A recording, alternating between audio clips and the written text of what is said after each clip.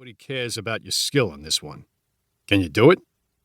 Miles turned around and said, "How the hell would I know? You came up with this.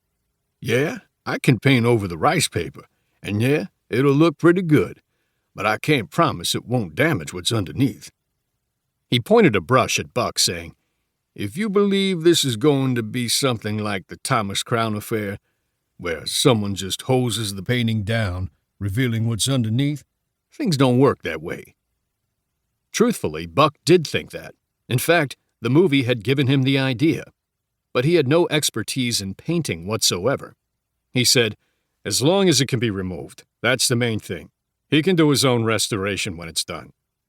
Miles chuckled and said, "Well, I'm using a weak oil-based paint as the core, and a water-based paint on the layer, but truthfully, this painting should have been restored before I even started."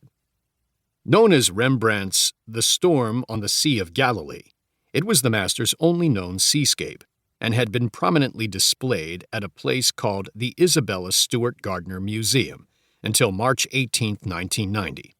On that night, 13 works of art were stolen in what would become the largest art heist in world history, valued at over $500 million. None of the works were ever recovered, and most of the men suspected of involvement had died, some violently, others by natural causes.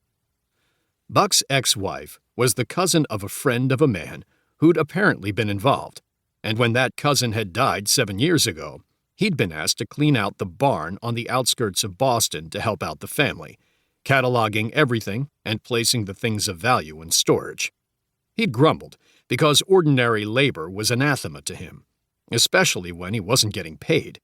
But his ex-wife had promised a relief from 2 months' alimony, and so he'd agreed. Then he'd found the rolled-up canvas. He immediately knew what he held, as the Gardner Museum heist was literal lore in Boston's local crime scene. He'd ransacked the place at that point, but none of the other paintings were found. That didn't really matter to Buck, as the painting he held was worth over $100 million. The problem was how to unload it, because everyone knew it had been stolen. He'd done some research and found that that was the biggest obstacle. As soon as such a painting became available, with the requisite hooks out for buyers, invariably, the only one who bit was law enforcement. In the end, there was just no way to sell a stolen masterwork, unless you were hired by the person who wanted it. Putting little teasers out into the art world, hoping to get someone interested, it invited all the wrong sorts of interested. History was replete with spectacular heists that had netted absolutely nothing but a jail sentence. He was sure that was the reason none of the Gardner paintings had ever surfaced. Since finding the canvas 7 years ago, he'd studied up on the phenomenon and had learned that hard truth. Paintings were different from other thefts of value, such as gold statues or famous jewels. For those, the gold could be melted down or the jewels broken up, at a steep loss from the cultural value, but a value nonetheless. For art, what are you going to break up and sell? The paint? You had to have someone willing to buy the painting, and no collector would touch a piece of art outside the system, especially if he knew it was stolen from a brazen heist. The latest he'd read about was a 2007 daylight robbery in the Jules Charest Fine Arts Museum of Nice, France, where gunmen walked away with over $100 million in art.